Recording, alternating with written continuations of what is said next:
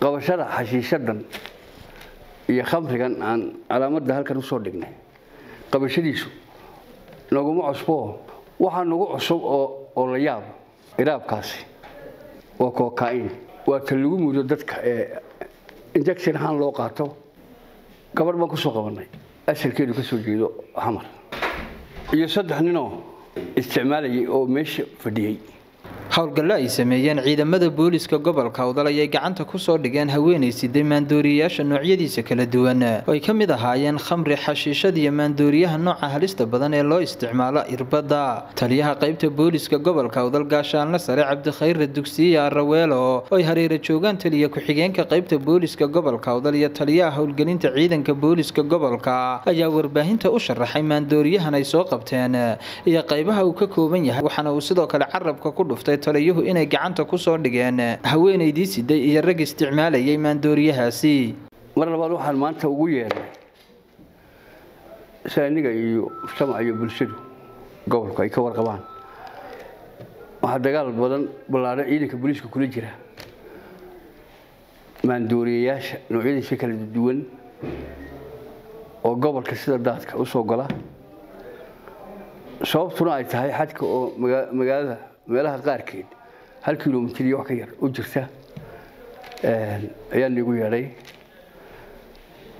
qabashada xashiishadan iyo khamrigan aan calaamadda halkan u soo dhignay qabashadiisu naguma cusbo ciidanka booliisku habeenku yideen 3 dambi oo noocyadan ay soo qabtaa kuwaas ma ahayn waxa nagu cusub oo la yaab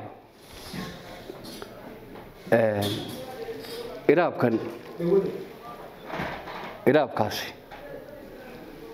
waa cocaine waa tan lagu muudo dadka injection ahaan loo qaato gabar baan ku soo qabanay asalkeedu ka soo jeedo xamar oo waqti aan soo badnayn baan waddanka jooga jiray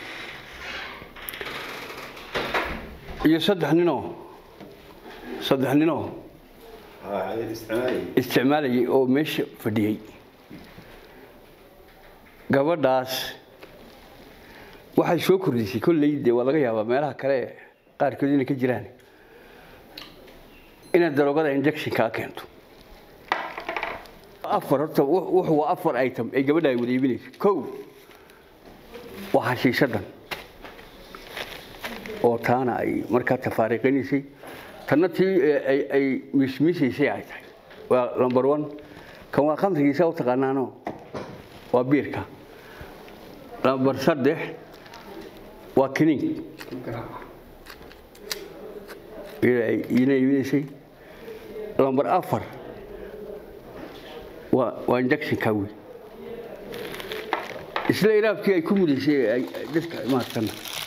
waa kuwaas iyagana waa ku soo qabanay mujtamaca ku baraarugaan ummaddu iyaday dhibtan iyada loo soo maartay loo keenay ummadda ku baraarugaan oo ciidanka booliska gacan siiyaan waxa noo cadaatay dhalinyartan iyo dadka jahwareersan inta badan waalidiinta iyo annagu waan la kadiidina inay intooda badan meelaha mudan yihiin baa noo cadaatay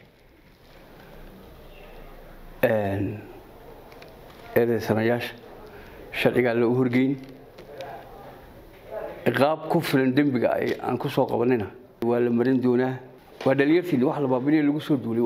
waa dayartiin in naga gacan siisaan oo hawsha naga qayb qashaan ayaan doonaynaa si hadii Ilaahay yiraahdo meesha uga tirtirno inaha Soomaan maanta saxaafadda ugu yeeray waa la sheegayaa meel kalena waa la sheegayaa aday doonaan markay warka maqlaan aasano meel gurka ku sirridaan laakiin iyagana waa soo qaban doonaa hadii la yiraahdo waa Cabsalaan Bashiir Faarax Cabsalaan Saha warbaahinta qaranka Soomaaliland magaalada Boorama